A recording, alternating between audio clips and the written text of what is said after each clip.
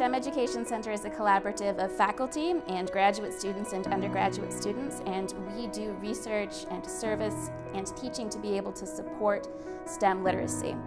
Just like there's standard literacy like reading and writing, we want people to be STEM literate. We want them to be able to make smart life decisions based off of what they know about science and math, and we also want to support people in future STEM careers.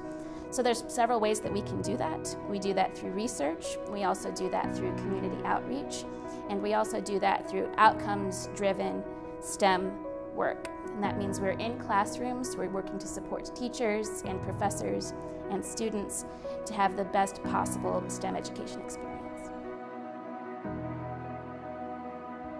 Outreach is so incredibly important. So think about it. When did you first become interested in STEM?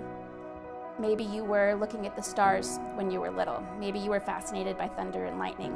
For me, I was completely fascinated with whales. So a blue whale's heart is the size of a small car, and a child could climb through its aorta. So that's just absolutely fascinating to me. And behind all that, parents are incredibly important, but also probably teachers, and maybe it was a professor.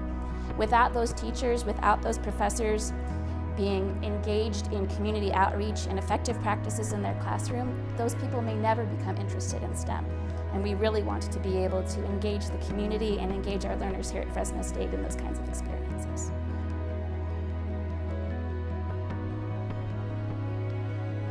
So we do a lot of really great outreach activities. We have lots of work by Professor Don Williams, who's doing all sorts of physics outreach. You can find him on any day of the week making ice cream with liquid nitrogen with a group of local kids. We have the Downing Planetarium, and we have close to 15,000 kids coming here every single year to be engaged in stellar science. We just got done doing the Feria de Educación here on campus, and that brought close to 10,000 people here over the weekend. And kids were looking at glow-in-the-dark bacteria, extracting DNA from strawberries, doing some work with the chemistry club and the Tri-Beta club here on campus, putting animals in their right habitat.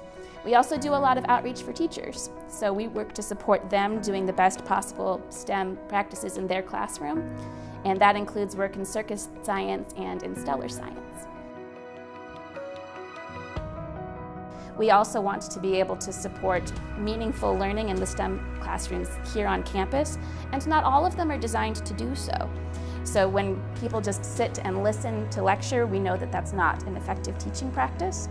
And so when classrooms are designed to do that, that doesn't make it easy for a professor to be using active learning practices.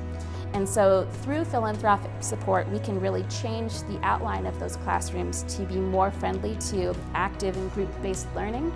And so funds can directly support how change happens through renovating those classrooms, and that would mean a lot to us. Our vision is that we want all teachers and professors from kindergarten through the college level to be using the best possible practices in their classroom. And that means listening to the literature and not always to your gut. And that's not always an easy thing to do, but there's lots of things that we can do to support that. So we want them to be knowing what the best practices are, and then we as a community should do what we can to best empower them to use those practices.